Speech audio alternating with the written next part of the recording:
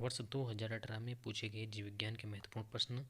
बिना निषेचन के विकसित होने वाले फल अनिषेक जनित फल कहलाते हैं। क्लाइनफेल्टर सिंड्रोम के रोगी में गुणसूत्रों की संख्या 47 होती है।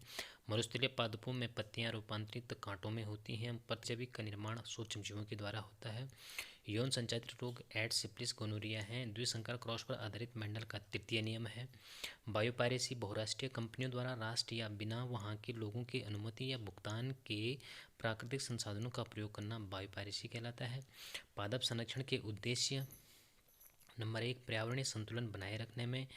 नंबर 2, खाद्य जाल व जैव विविधता के संतुलन में। प्रश्न नंबर 9, एक पुष्पीय पादप की कायिक कोशिका में गुणसूत्रों की संख्या 24 है, तो परागकण में गुणसूत्रों की संख्या 12 होंगे। अंड कोशिका में 12, भ्रूणपोष में 36, युग्मनज में 24।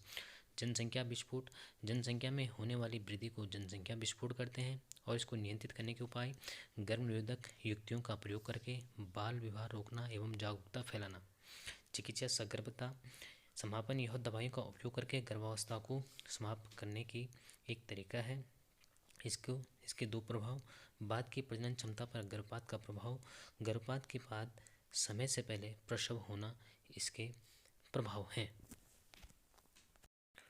अनुकूली विकिरण: एक विशेष भूभौगोलिक क्षेत्र में विभिन्न प्रजातियों के विकास का प्रक्रम एक बिंदु से प्रारंभ होकर अन्य भूभौगोलिक क्षेत्रों तक प्रसारित होने को हम अनुकूली विकिरण कहते हैं।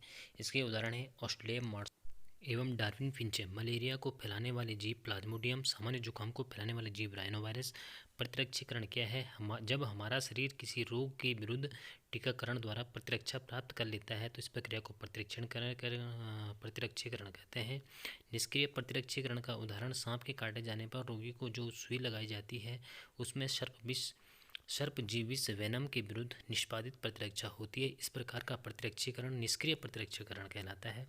ऊतक संवर्धन के दो उपयोग: लुप्त प्राय पौधों की प्रजातियों का संरक्षण और रोगजनक मुक्त पौधों का उत्पादन। सूक्ष्मजीवों की जैव उर्वरक के रूप में उपयोगिता: जैव उर्वरक वास्तव में एक प्रकार के जीव या पादप होते हैं जो मिट्टी की उर्वरा क्षमता को बढ़ाते हैं, इसलिए इन्हें जैव उर्वरक कहा जाता है। जैसे राइजोबियम जीवाणु तथा कुछ नीले हरे शैवाल जैसे साइनोबैक्टीरिया। राइजोबियम जो होता है सहजीवी जीवाणु जो होता है जो लेग्मिनेशियी कुल के पौधों की जड़ों में पाया जाता है और वायुमंडलीय नाइट्रोजन को स्थिरीकृत करके उसे कार्बनिक यौगिकों में बदल देता है, जिससे पौधे आसानी से ग्रहण कर लेते हैं।